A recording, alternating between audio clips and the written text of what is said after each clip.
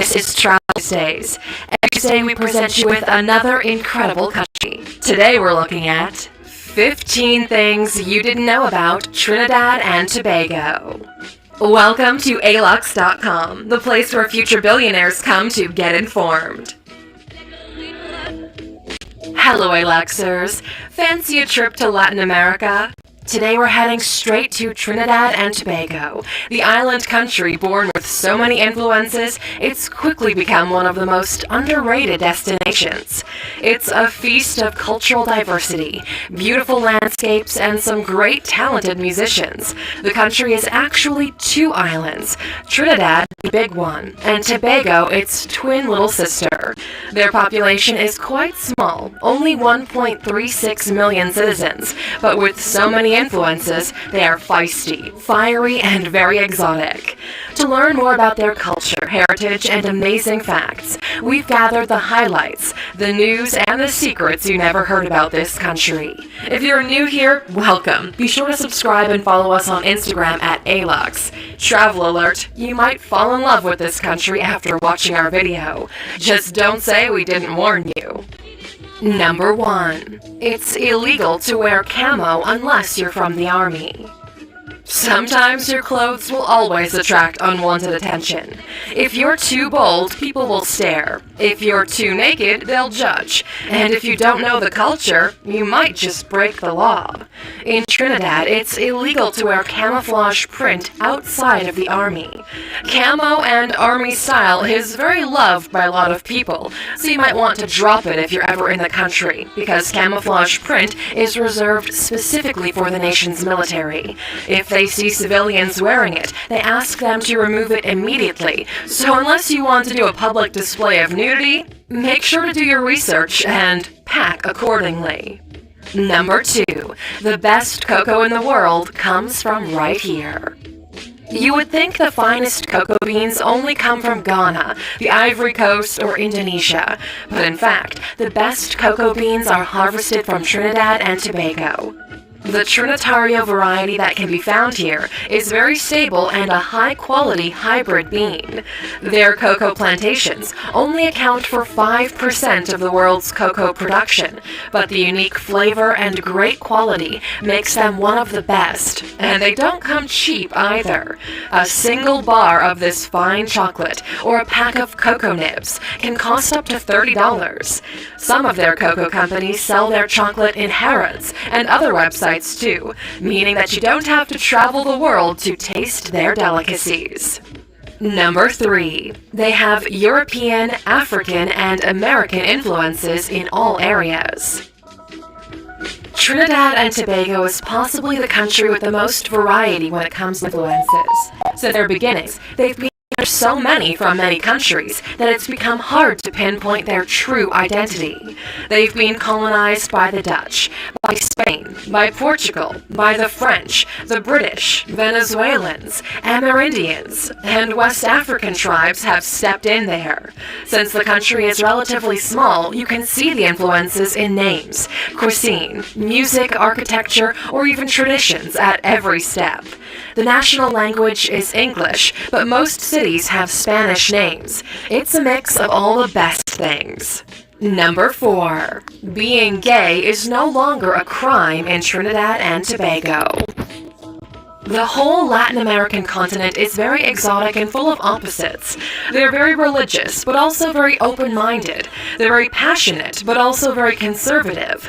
The LGBTQ community scored a big win in Trinidad this fall. Same-sex relationships were getting up to 5 years in jail, but they're still far from legalizing same-sex marriage. More than 50% of the population is Christian, so it might take a while to accept it, even though Latin America is quite inclusive regarding this subject. Number 5. The richest person in Trinidad is a woman. Trinidad and Tobago is in fact the country with the third highest GDP per capita based on purchasing power parity, or PPP, in the Americas, after the United States and Canada. The main money-making industries are oil, natural gas, and some agriculture. There aren't too many billionaires there, and the richest person is actually a woman. Her name is Helen Bhagwan Singh, and her net worth is estimated to be $5.5 billion.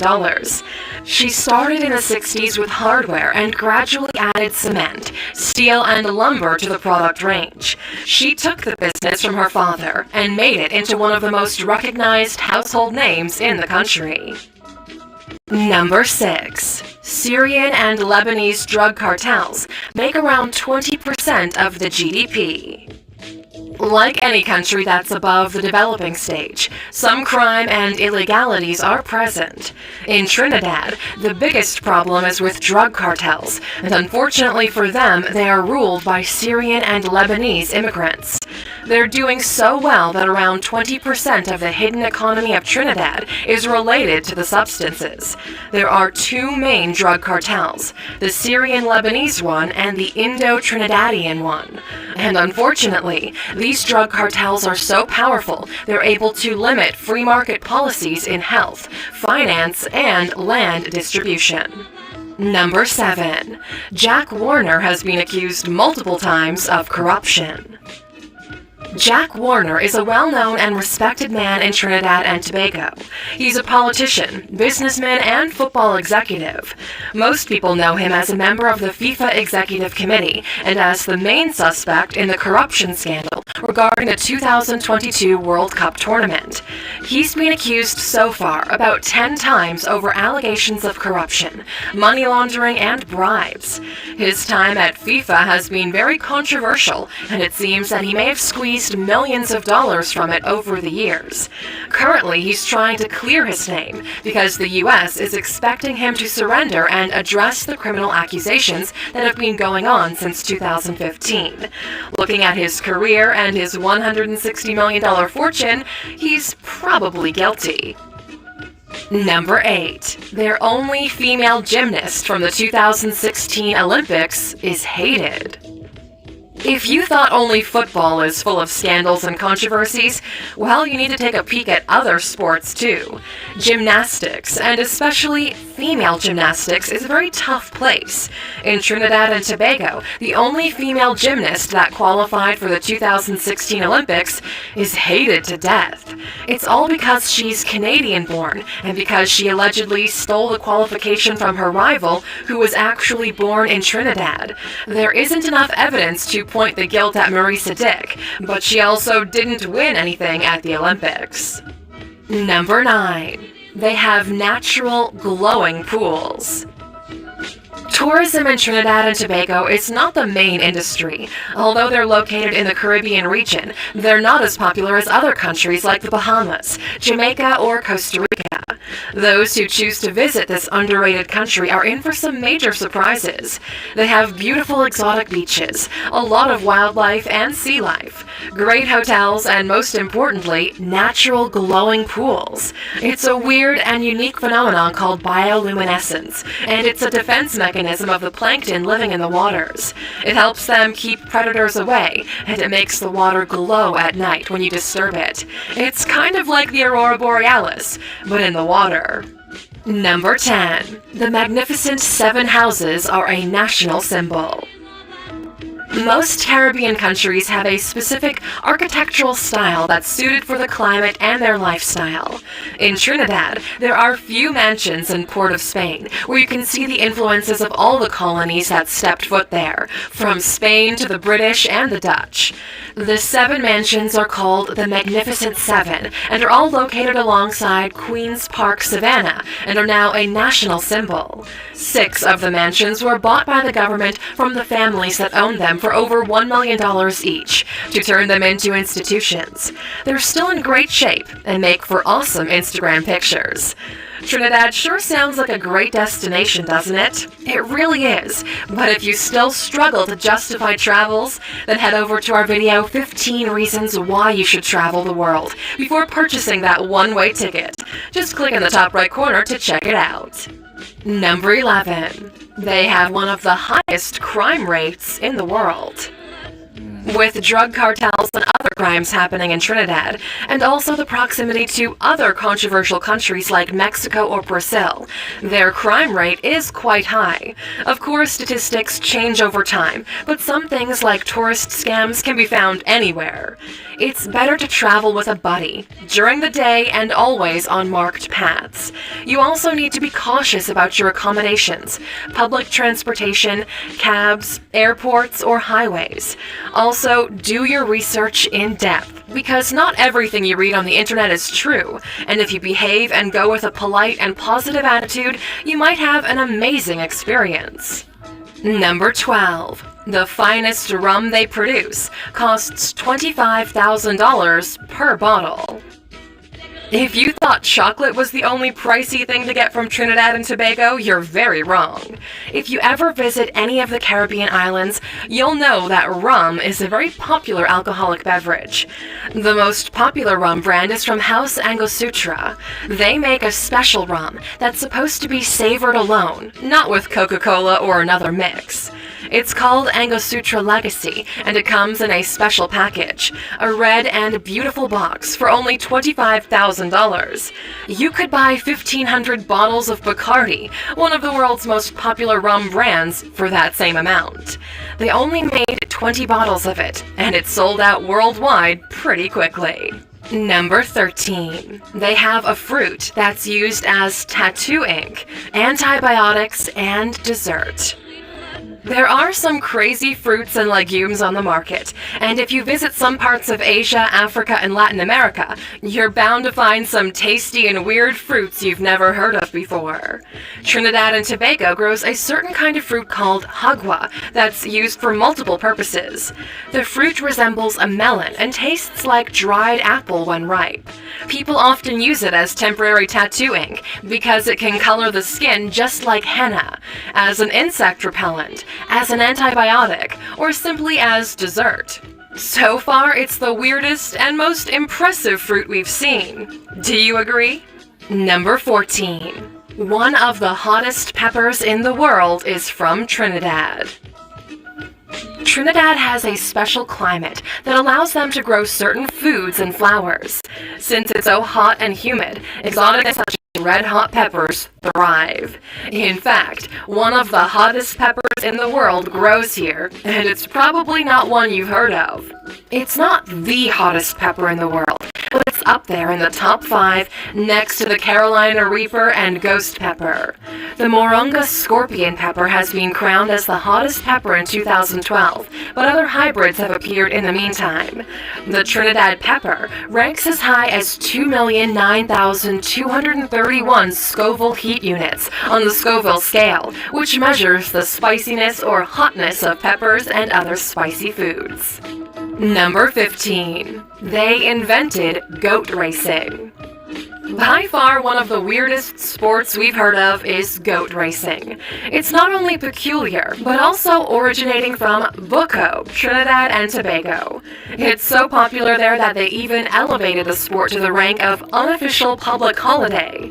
The Bucco Goat Race Festival is Tobago's most internationally acclaimed festival. It's also popular in other places of the world too, and it's a great source of income and tourism.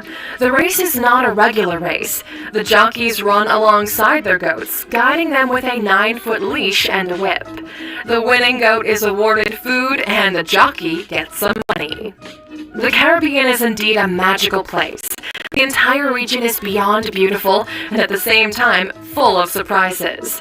Trinidad and Tobago never ceases to impress the world, in spite of the stereotypes people have about them. Speaking of stereotypes and perspectives, we're curious to know, what's your opinion about their reputation? Why are they getting so little love? Let us know in the comments. And of course, for sticking with us all the way to the end, we have another fact for you, a bonus fact, and this one is more historical. Number 16. The first Black Miss Universe was from Trinidad. Beauty pageants are very controversial these days. People don't believe in a standard beauty anymore, especially since that beauty is most times unrealistic and outdated, not to mention photoshopped. A few times in the history of Miss Universe, black models have won the crown. This happened in 1977 for the first time, when Janelle Commission became the first person of African ethnicity to win the Miss Universe contest. She was representing Trinidad and Tobago, and is one of the few women of color to have ever won this competition. Of course, people in Trinidad take great pride in this fact. Thank you for spending some time with us, A-Luxers.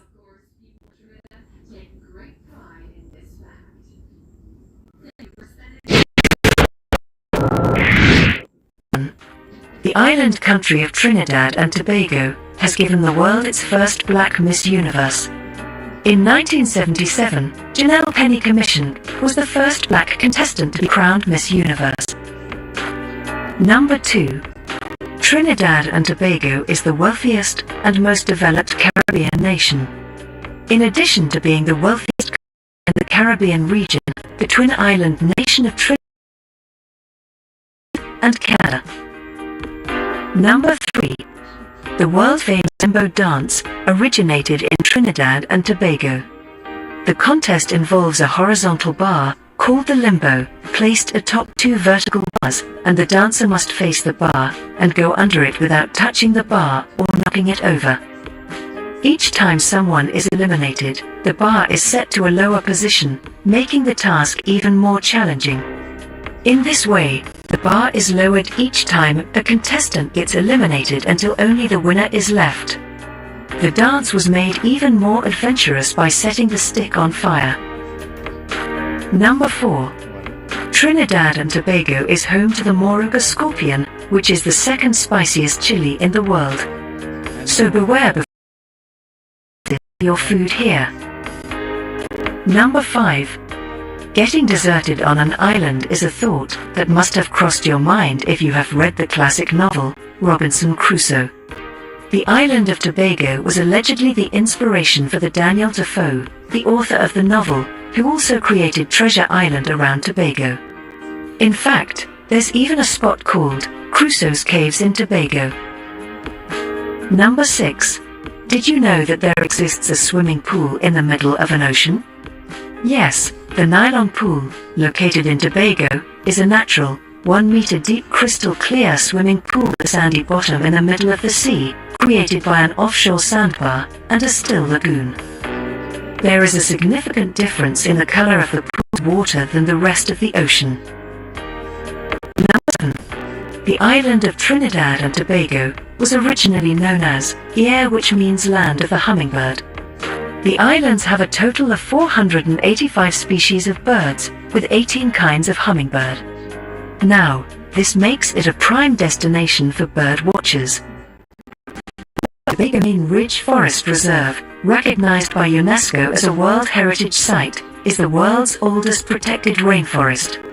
The reserve was established as early as April 13, 1776, and has an area of about 3,958 hectares. Number 9. Festivals are a big deal in Trinidad and Tobago, and the country celebrates them in a big way.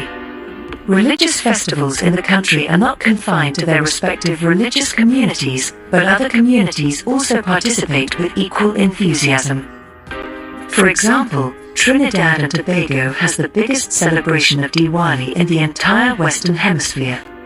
Although Diwali is a Hindu festival, the entire country enjoys the festival. That was all about Trinidad and Tobago. Do like, share, comment and subscribe to our channel, Explified.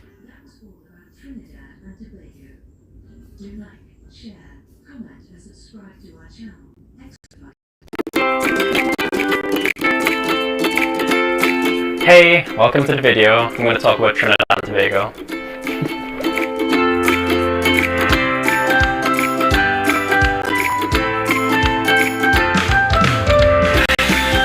Okay, my name is Kieran Nichols. I'm from Trinidad and Tobago, a small island in the Caribbean, and my age is 27, and What was the last question? Like what your major is. Oh, I study mechanical engineering and I focus on the biomechanics of standing and walking and trying to figure out ways to rehab it. Is people to Spain. Do you want to visit Africa, Asia, and the Middle East? Time? Well, hang tight. Go to a Caribbean island where you can get a taste of all these cultures, plus a pretty good party to boot.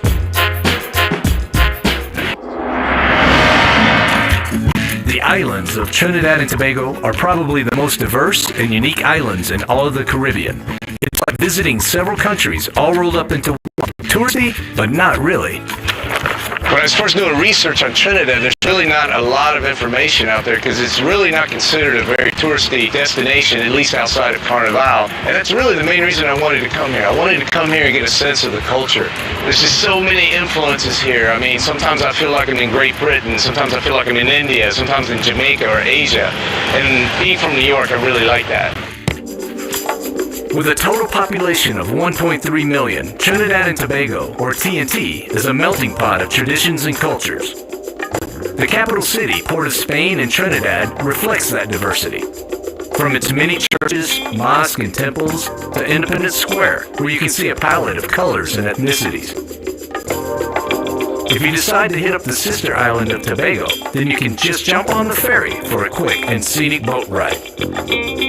Port of Spain also has some good spots for day trips. Maracas Bay is a nearby and popular hangout for Trinis looking to escape the city for a day. Families head to the beach to swim or play soccer and, of course, cricket. Artisans sell their wares, and it's a good place to enjoy the hot island sun. Maracas Bay is also a good spot to try the famous bacon shark. Shark cooked in deep-fried batter and served in a bun that Trinis call bake. The food that really typifies Trinidad and Tobago is the bacon shark. And I'm here at Richard's Bacon Shark, which is world famous. But what makes this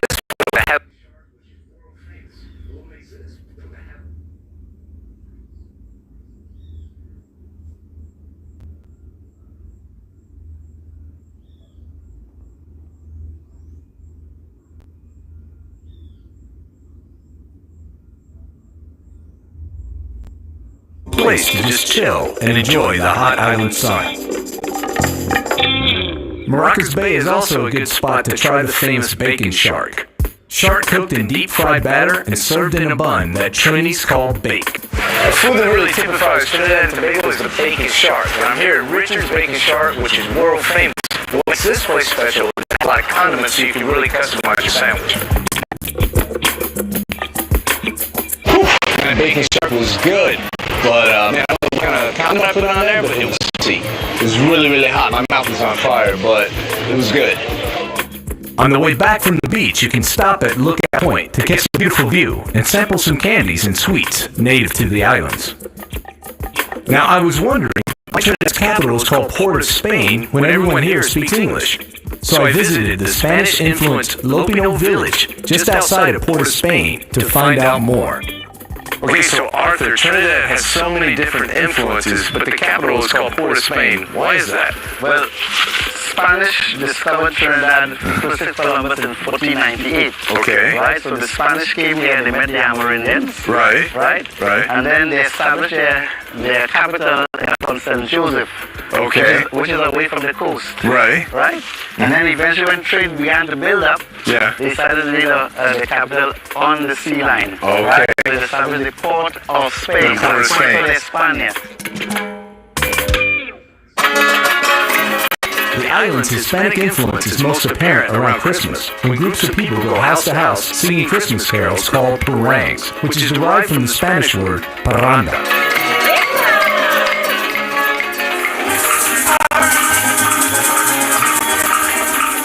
And people speak Spanish still in the village? Not as much as when the original settlers came. Like my grandparents, my mother and father, they spoke Spanish, but then they always spoke Spanish to not let us know what they were speaking about. Oh, yeah, they did it for a purpose. That's right. That makes sense. Yeah. Sort of why people speak Spanish around me, I think, sometimes. Many Spanish-speaking Trinis have roots from Venezuela, where their forefathers came over in search of a better life. They came here originally to plant cocoa and coffee. Okay. So they came across Venezuela, and its closest point to Trinidad is just 7 miles away. Oh, wow. So they just jump on the pirogue and they come over. Okay. In fact, if you go down to Iquitos, which is in the south of Trinidad, Right. you'll still see Spanish people coming, the Venezuelans coming on the boats and going back They and still forth. go back and forth. And Wow. drinking Carib and everything. So it's safe to say that among all the other influences in Trinidad, the Spanish influence is still pretty strong here. Still pretty strong. And then around here, visitors can come, get a taste of Spanish culture. That's right. And you actually have a guest house, a bed and breakfast. That's right, at Mariposa we try to preserve the culture and the cuisine and everything, so they get a taste of the food that we serve, Yeah. and then the singing and everything. And you sing for them like you sang for me? That's what we do. Oh, that's cool, man. With so many different ethnic groups influencing the islands, perhaps the most widespread is the African influence. Like most West Indian islands, Trinidad has a tragic history of slavery. In the heart of Port of Spain, you'll find the colorful store African Trophies, which is helping to preserve and restore Trinidad's African roots. Cheryl, can you tell me a little bit about the history of Africans, how they came to Trinidad? The slaves that came to the West Indies and South America were largely from West Africa. And then after slavery, they turned to indentured servitude here, which is how a lot of East Indians came. That's right. They began importing India as indentured laborers. Right. So would it be safe to say that the majority of Trinis here that live here now are descendants of either slaves or indentured servants? If you say that the majority are from both groups. That's right. Yes, That's right. yes, Okay. yes. Okay. African Trophies has a rare collection of drums from Ghana and other African nations. This one is a ceremonial drum from the Ashanti ethnic group and costs $25,000. But don't worry, the store is full of one-of-a-kind, less expensive things like gamba hats and beautiful African art as well. With every item, you can learn more about Africa's rich history and influence on the islands. Today, do Trinis, do they keep in touch with their African roots, in your opinion? Certainly not. No. You are taught history, but history of Africa is not taught in the primary schools, secondary schools, whereas. And I understand there's even a law in the books to this day that prohibits African drumming after 10 p.m. After 10 correct? p.m. At this gem of a store, you can find beaded tables, thread art, musical instruments, a unique selection of books, textiles, ceramics, and they even have exclusive items used solely for display and educational purposes. African Trophies feels more like a well-curated museum than a store. This is called a unity carving. Okay. It's carved from one piece of wood. Oh, wow. Every one of these heads here is completely free of the other. Oh, wow. They're not joined in any way. Incredible. If one breaks, Yeah. the thing falls apart. Oh, it does. So, It's a demonstration of unity is strength. right.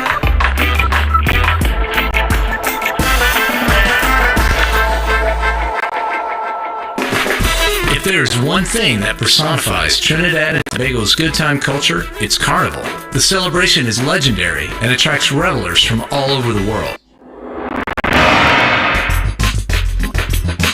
Before my travels to Trinidad and Tobago, I'd heard about the diversity of its people. Perhaps the best way to experience the melting pot of cultures on the island is during the annual Carnival celebration. Since the 1800s, once a year, the biggest attractions and events happen all across the two islands. Hundreds of thousands of people gather to celebrate Carnival, the most colorful expression of TNT culture. With such elaborate costumes and such a grand production, the organizers have their hands full. We are the National Carnival Bands Association of Trinidad and Tobago, the NCBA. Okay. We are also the body that has been recognized by the government to really be charge of all carnival events and run the carnival in a smooth way and the development of our carnival. It involves the entire nation at some point in Right. time. And it's almost a year-round preparation. Not quite, but almost, right? But it has evolved into that. Preparation for Carnival goes on all year. Its participants, or Mas players, go all out to show off their costumes and dance skills. And if you're from out of town, no worries, you're welcome to join the party. we welcome all foreigners because it's a sort of competition to see how many foreigners you could have in our band.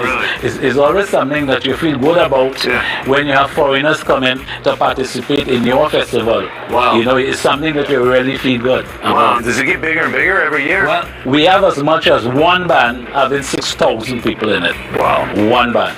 Wow. Right? And we have about 4 or 5 bands that will have that kind of capacity. They also have junior bands from local schools, as well as an academy of artists. It seems like the entire country participates in Carnival.